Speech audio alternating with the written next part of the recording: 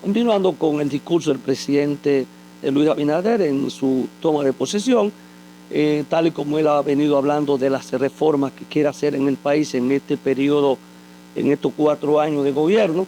Se comprometió a depositar ante el Congreso Nacional el lunes 19 el proyecto de reforma constitucional como una garantía, según era, la estabilidad política y social del país. Habla ahí básicamente del tema del Ministerio Público, el candado a la Constitución, como lo ha planteado, y otros aspectos de esa reforma constitucional que han traído debates y seguirán trayendo debates al país en el momento que ya se presente en el Congreso Nacional. También habló de la reforma y un poco se extendió en la reforma laboral, que es importantísima, al sistema educativo, el tema de la reforma a la seguridad social, que yo creo que es la madre de todas las reformas. Está la reforma fiscal, que tiene que ver con la reforma tributaria del gasto público, y el tema del sistema eléctrico, que es fundamental porque yo creo que ahí ha tenido el gobierno parte de su fracaso, no se ha avanzado, ahí esto poco más que reducir el déficit se ha incrementado, estamos hablando de unos 1.600 millones de dólares anuales, que es uno de los grandes problemas, el 33% más o menos del déficit del gobierno, y entonces todo el tema del endeudamiento, el tema de los ingresos del gobierno, el tema de que tenemos un déficit de unos 300.000 millones de déficit anual, que es el 4% del Producto Bruto Interno, y el servicio de la deuda, que también nos lleva unos 300.000 millones de pesos para el servicio de la deuda externa. Es una reforma sumamente importante. Si bien nuestro país ha disfrutado de estabilidad política reciente, no es menos cierto que los aprestos de reformas constitucionales con el único interés de la reelección del gobernante de turno han puesto en muchas ocasiones en riesgo la paz y amenazado nuestra estabilidad económica, política y social. En las pasadas elecciones, nuestro partido, el Partido Revolucionario Moderno, obtuvo la mayoría congresual más amplia de la historia de nuestra democracia, con un 77% de los diputados y un 90% de los senadores. Mayorías de sobra cualificadas.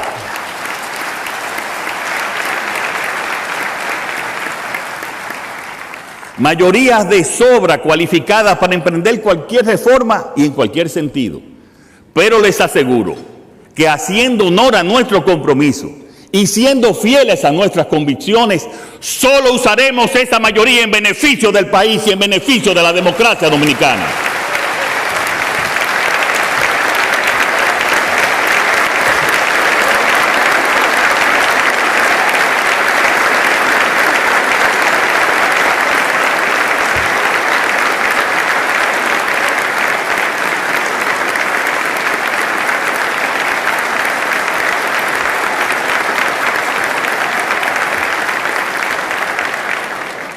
Por eso, el próximo lunes 19 estaré presentando al Poder Legislativo el anteproyecto de ley que convoca a la Asamblea Revisora para introducir en nuestra Constitución el blindaje que imposibilite que ningún gobernante en el presente ni en el futuro pueda eternizarse en el poder más allá de los 2 periodos que hoy contempla nuestra Constitución.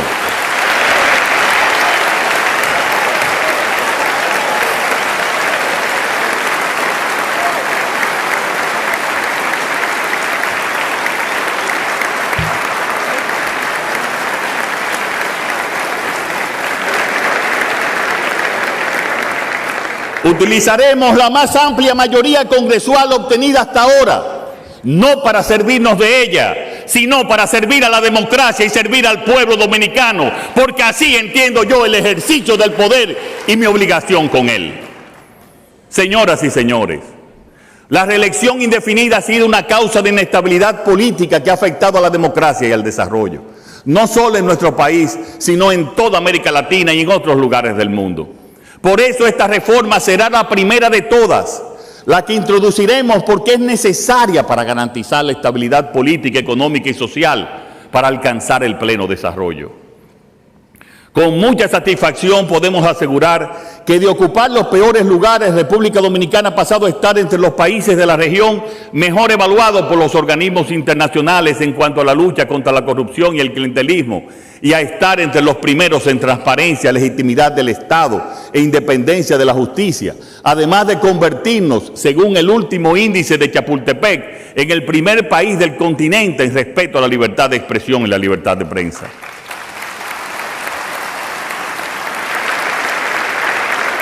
Justamente las reformas que estamos emprendiendo en este periodo de gobierno están dirigidas a profundizar en la calidad de nuestra democracia, haciendo nuestras instituciones más eficientes y austeras y garantizando la independencia y la separación de poderes. Y por eso también consagraremos en la Constitución un mecanismo de elección del Ministerio Público Independiente, que lo consolide como una institución que ejerza sus funciones sin injerencias políticas y con imparcialidad para luchar contra la impunidad que nos ha debilitado como democracia en el pasado. La independencia del Ministerio Público, que impusimos como convicción propia estos últimos años, ahora será una obligación constitucional.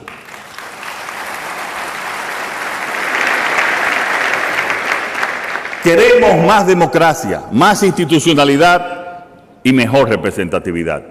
Y en todo ello vamos a seguir trabajando. Señoras y señores, este será un periodo de transformaciones que seguirá cambiando la República Dominicana. A la reforma constitucional seguirán otras reformas de gran trascendencia, encaminadas a fomentar el bienestar de nuestros ciudadanos y a sentar las bases de un desarrollo sostenible para nuestro país. Impulsaremos una reforma laboral con el objetivo de actualizar el marco regulatorio del trabajo, fortaleciendo la protección social, adaptando la legislación a las nuevas realidades del mercado laboral y promoviendo la creación de empleos de calidad con salarios dignos. Esta propuesta, que surge del diálogo social tripartito desde hace más de 2 años, contendrá la eliminación de trabas para que trabajadores y empleadores disfruten de sus derechos, mejorando la competitividad. Además, reducirá la sobrejudicialización de las relaciones laborales y evitará conflictos perjudiciales para ambas partes. También incluirá el reconocimiento de los derechos de las trabajadoras del hogar, en cumplimiento de nuestro compromiso con las cientos de miles de mujeres que hacen esa labor, y el reconocimiento del teletrabajo como una de las realidades de la nueva economía. Esta reforma facilitará la creación de más empleos y de mejor calidad, lo cual no solo fortalecerá nuestro crecimiento económico, sino que también garantizará que todos los trabajadores y trabajadoras compartan ese crecimiento. En este periodo también presentaremos una propuesta de reforma fiscal centrada en 3 objetivos básicos: garantizar unas finanzas públicas sanas, reducir la deuda y asegurar los recursos para mejorar nuestros servicios de salud, seguridad, así como las infraestructuras fundamentales para nuestro desarrollo. Esta reforma fiscal incluirá una reforma del gasto público y una reforma tributaria. Durante los pasados 4 años hemos eliminado sustancialmente el gasto innecesario del gobierno y hemos destinado estos ahorros a atender las prioridades de los sectores más vulnerables de nuestra nación. Sin embargo, aún nos queda mucho por hacer en este ámbito para lograr un Estado y un gobierno más eficiente, y por ello reestructuraremos su organización mediante la fusión o eliminación de instituciones innecesarias y la implementación de medidas de contención del gasto con el fin de mejorar la eficiencia administrativa y asegurar el uso responsable de los recursos públicos. Bueno, después el presidente le dio mucha importancia, y más que importancia, sino que entendió el escenario propicio para tratar lo que es la crisis producida en Venezuela a raíz de las elecciones recién celebradas en ese país, y de nuevo volvió a reafirmar su compromiso con la democracia, con la transparencia de ese proceso, que se respete la voluntad popular y que se publiquen las actas tal y como lo ha planteado en estos momentos. Y el caso de Haití, que no puede quedar al margen, porque decíamos hace un momento que no tuvimos una representación del gobierno haitiano en la toma de posesión. Sí, de abogar porque la crisis de Haití se resuelva y porque el país ya no puede seguir cargando con más compromiso o haciendo más por Haití de lo que ha hecho en este momento? Señoras y señores, nuestro país está, como ven, inmerso en un profundo cambio, pero no es ajeno a lo que también está pasando en el mundo. Algunos dicen que vivimos en tiempos de sucesivas crisis, pero otros hablan ya de un mundo en crisis. La fragilidad de la armonía entre las distintas naciones ha quedado evidenciada por cruentas guerras cuyas secuelas de sufrimiento y destrucción perdurarán por generaciones. Nosotros, como uno de los países fundadores de las Naciones Unidas, queremos sumar nuestra voz y nuestros esfuerzos para lograr puentes de entendimiento entre todos los pueblos del mundo.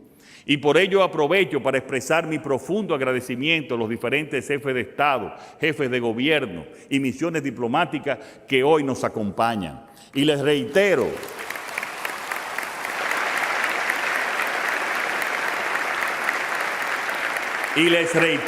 el compromiso de la República Dominicana con los valores de la paz, de la colaboración y de la convivencia. Es ese compromiso el que me llevó a visitar al Papa Francisco el pasado mes de mayo y a participar en la Cumbre por la Paz en Ucrania, celebrado el pasado junio en Suiza. En nuestra América, una reconocida tierra de paz, después de los avances democráticos logrados en las últimas décadas, el compromiso con la institucionalidad muestra hoy preocupantes retrocesos. El caso actual más evidente es la situación en Venezuela, que tras el resultado anunciado de las elecciones del 28 de julio, sin la debida transparencia que requiere un proceso electoral y sin ningún sustento documental por parte de las autoridades, se encuentra en una gravísima crisis que nos lleva a exigir la publicación de todas las actas electorales, su verificación por instituciones imparciales y el respeto al resultado emanado por la voluntad del pueblo venezolano.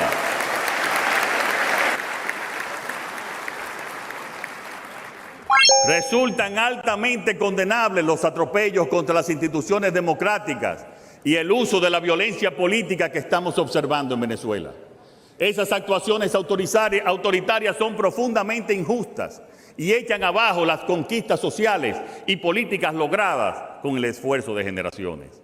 República Dominicana estará siempre del lado de la democracia, donde sea, cuando sea y ante quien sea.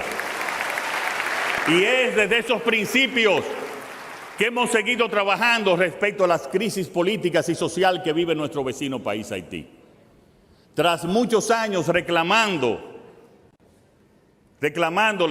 a la comunidad internacional, ya se ha comprometido enviando fuerzas para garantizar la seguridad del vecino país Haití y que se posibilite un escenario de estabilidad futura que permita la celebración de unas elecciones democráticas. Sabemos que los problemas de Haití se deben resolver allí con el diálogo y la participación de toda su sociedad. Con la misma fuerza con la que reclamamos la intervención de la comunidad internacional en Haití, queremos pedir ahora que no vuelva a caer en el olvido. A la República Dominicana no se le puede pedir más porque ya hemos hecho demasiado. En el marco de esta celebración, pues, se aprovechó la presencia de jefes de estados y de gobierno para hacer una declaración conjunta, que es la declaración de Santo Domingo, en respaldo a la oposición de Venezuela. Ante la grave situación en Venezuela, los países aquí presentes han considerado que el momento exige expresar su posición. Por esto han suscrito la siguiente declaración conjunta sobre Venezuela. Los países abajo firmantes, reunidos en Santo Domingo de Guzmán, hacemos un firme llamado a la sensatez y la cordura en Venezuela. En este momento crucial para Venezuela y la región, todos los actores sociales y políticos deben ejercer la máxima mesura en sus actuaciones públicas. La aceptación y el respeto a la dignidad e integridad de todas las personas son los principios esenciales sobre los que se erige la convivencia entre nuestras naciones. urgimos que se respeten los principios democráticos, así como los derechos humanos y las libertades fundamentales de todos los venezolanos, y en particular en el derecho a manifestarse pacíficamente y a ejercer la libertad de expresión. Vemos con preocupación que esta no es la realidad actual en Venezuela. Las denuncias de detenciones arbitrarias de venezolanos sin el debido proceso son alarmantes, por lo que requerimos su inmediata liberación. Expresamos nuestro profundo rechazo por la represión a manifestantes y por la violencia que ha costado la vida de muchos venezolanos en el contexto postelectoral. Hacemos un llamado urgente para que las autoridades venezolanas pongan fin a la violencia y liberen a todos aquellos que han sido detenidos, incluidos representantes de la oposición. Solicitamos además que se permita el urgente regreso a Venezuela de la Oficina del Alto Comisionado de las Naciones Unidas para los Derechos Humanos y hacemos un llamado a Venezuela a garantizar las condiciones adecuadas para que pueda desempeñar plenamente su mandato. Asimismo, requerimos a Venezuela que, como Estado parte de la Convención de Caracas sobre Asilo Diplomático de 1954, cumpla con sus previsiones y expida los salvoconductos que permitan a las 6 personas asiladas que permanecen en la residencia oficial de la República Argentina retirarse de forma segura del territorio venezolano. Tomamos nota del informe preliminar del panel de expertos de Naciones Unidas sobre las elecciones presidenciales de Venezuela, en el que se señala que el Consejo Nacional Electoral de Venezuela aún no ha presentado las actas electorales que sustenten la veracidad de los resultados anunciados el 2 de agosto. Tomamos nota, asimismo, de que ha sido publicada una versión digital de más del 80% de las actas electorales que arrojan un resultado distinto al publicado por el Consejo Nacional Electoral de Venezuela. En consecuencia, solicitamos la inmediata publicación de todas las actas originales y la verificación imparcial e independiente de esos resultados, preferiblemente por una entidad internacional, para garantizar el respeto a la voluntad del pueblo venezolano expresada en las urnas. Toda demora en que esto suceda pone en cuestión los resultados publicados oficialmente el pasado 2 de agosto de 2024. Nuestras naciones han apelado al diálogo y al entendimiento para resolver graves conflictos en el pasado. Hoy, más que nunca, Venezuela debe honrar ese legado para recuperar la convivencia pacífica, la seguridad pública y la estabilidad política que, de acuerdo con informes de la Misión Internacional Independiente del Consejo de Derechos Humanos de las Naciones Unidas, existen hechos mediante los cuales en la República Bolivariana de Venezuela están siendo amenazadas personas por las propias autoridades de seguridad venezolanas. El momento exige un diálogo amplio, inclusivo y de buena fe para facilitar un acuerdo político que auspicie la reconciliación nacional, la paz, la seguridad pública y la democracia en Venezuela. Nos comprometemos a apoyar todos los esfuerzos en ese sentido, abogando siempre por una solución genuinamente venezolana en la que prevalezcan la democracia, la justicia, la paz y la seguridad.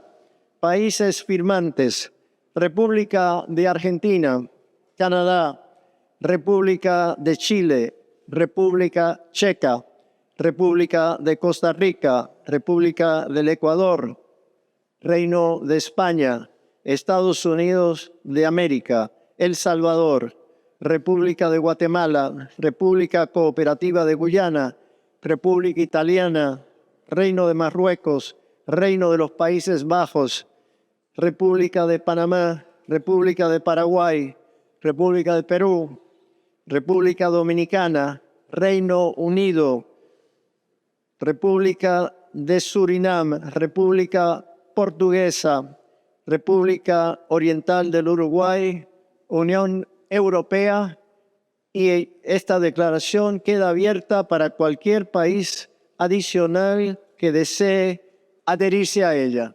Muchas gracias. Firmaron esta declaración unos 22 países, incluyendo la República Dominicana y la Unión Europea. Hemos llegado al final de nuestro espacio Visión Integral. Nos vemos la próxima semana, Dios mediante.